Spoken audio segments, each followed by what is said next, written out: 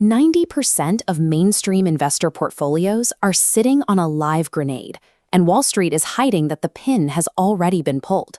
Peter Schiff is issuing his most urgent warning yet. He argues the U.S. stock market is a ticking time bomb, and the impending crash will make the 2008 financial crisis look like a minor speed bump.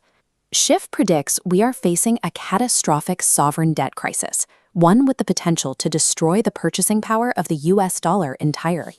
For those with wealth parked in standard U.S. index funds or tech stocks, this shifts your financial future directly into the blast zone.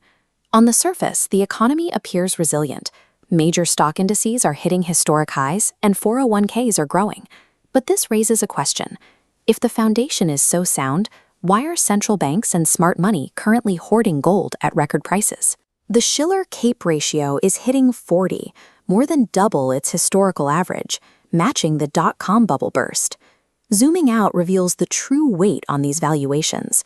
U.S. national debt has exploded past $38 trillion, and interest payments are consuming the federal budget. These market highs serve as a mirage, masking the most fragile and over-leveraged financial setup in modern history. This economic boom is driven by two pillars of smoke: massive government deficit spending and the Federal Reserve's stealth money printing, which Schiff describes as stealth QE.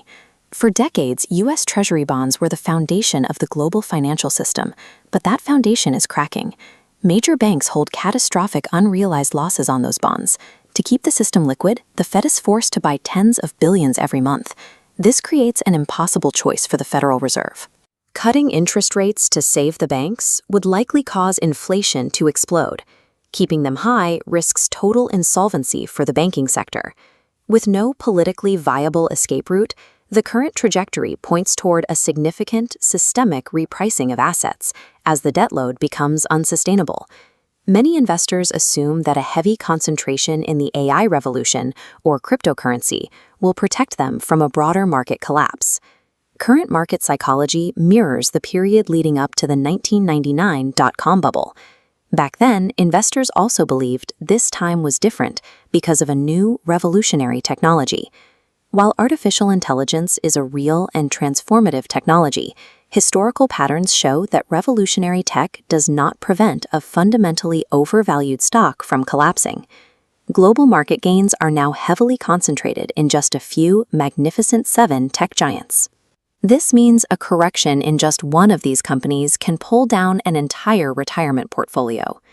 Chasing hyped digital assets and mega-cap tech stocks provides a distraction from the task of acquiring real, tangible wealth that survives inflation. With U.S. stocks, domestic bonds, and crypto trapped in this cycle, Schiff is moving his capital into assets that function outside of the debt bubble. His primary defense is physical precious metals.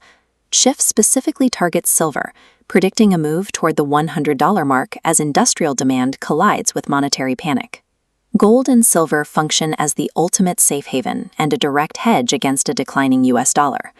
The rest of the blueprint focuses on international equities, foreign sovereign debt, and energy and mining stocks, tangible assets that historically thrive during high inflation.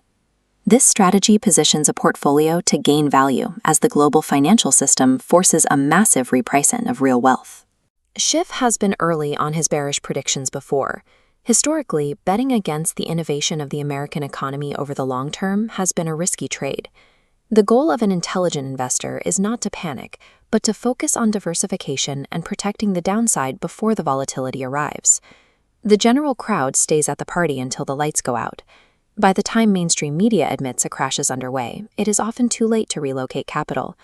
Rather than waiting for panic selling, consider consulting your advisor about shifting 10 to 20% of your portfolio into hard assets. You can trust Wall Street's reassurances, or you can begin preparing today. Let us know your strategy in the comments, and subscribe to Streets to stay ahead of the global economic shift.